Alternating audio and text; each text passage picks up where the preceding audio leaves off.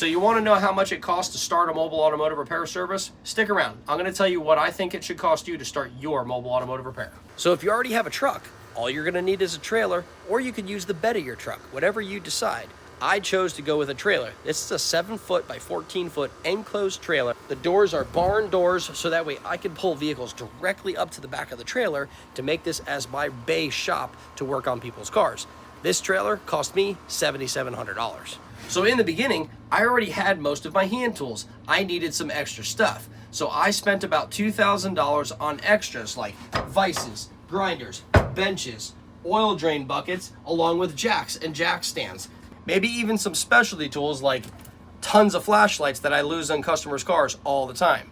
The next thing you're going to need, service information. I chose to use AllData. This costs me about $218 a month. Also, the main one you may need is your front-end software. I use TechMetric. TechMetric helps me keep track of all my estimates and my invoices. This is more expensive. This is around $349 a month.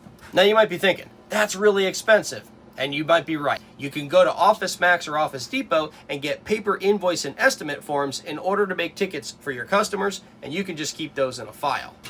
The next bit of specialty tool you're going to need is you're going to need a scanner. Now these scanners are pretty expensive. These are about $5,000 a piece, but you can get some really good brands for about $500 to $1,000 for a good bi-directional scanner that will get you by. The next thing I would recommend you do is get legal in whatever state you're in. Next, I would go and get insurance. Insurance for me is a hybrid. It's liability with a hybrid of garage liability to allow us to drive people's cars and in case we get hurt at their home. So you might be asking also, well, how do I go buy parts? Well, you need to go into the parts stores and file for commercial spending. Once you go and set your commercial spending up, you can get parts at a discount.